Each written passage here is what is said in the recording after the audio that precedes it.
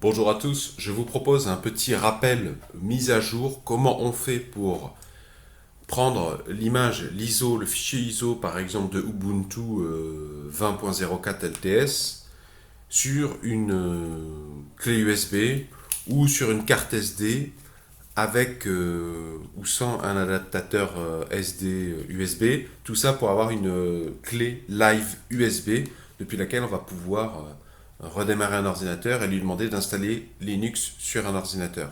Alors je précise que pour le biais de l'exercice, moi j'ai formaté ma clé USB, c'est une clé USB de 8 Go octets. Bon ben je vais commencer par la rentrée.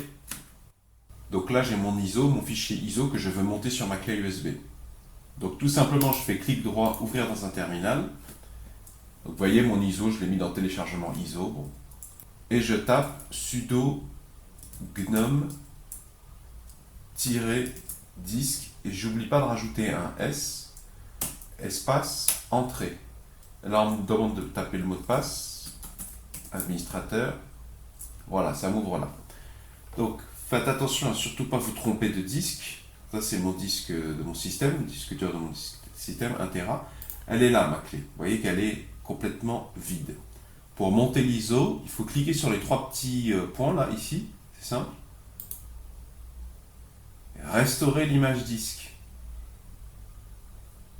Je clique sur restaurer l'image disque. Là, j'appuie ici, là.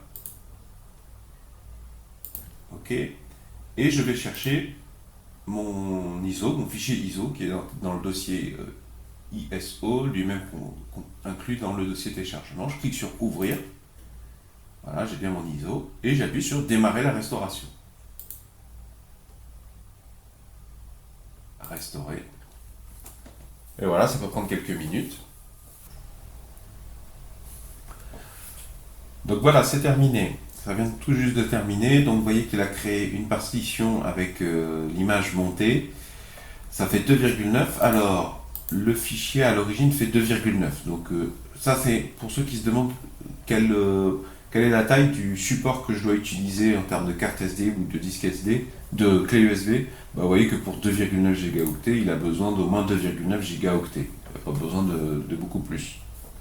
Donc on a fini. Ici, tout simplement, je peux fermer. Voilà. Vous voyez, ma clé, elle est là. Si je clique dessus, voilà, j'ai tous les fichiers d'installation caractéristiques d'une clé live USB qui permet d'installer Linux sur une machine. Donc, vous voyez, je peux la démonter comme ça. Là, je l'ai retirée du port USB, je vais la remettre.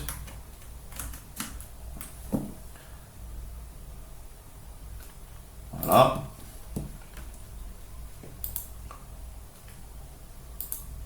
Et vous voyez, quand j'ai fermé ma fenêtre, ça s'est fermé tout seul ici.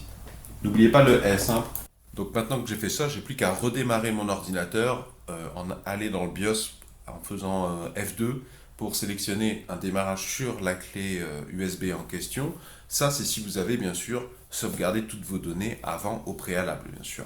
Bon, moi j'ai déjà utilisé ma clé et cette méthode pour mettre à jour ma version d'Ubuntu.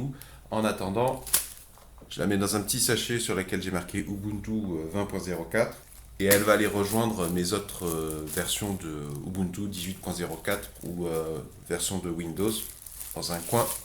En cas de problème, j'ai déjà tout ce qu'il faut.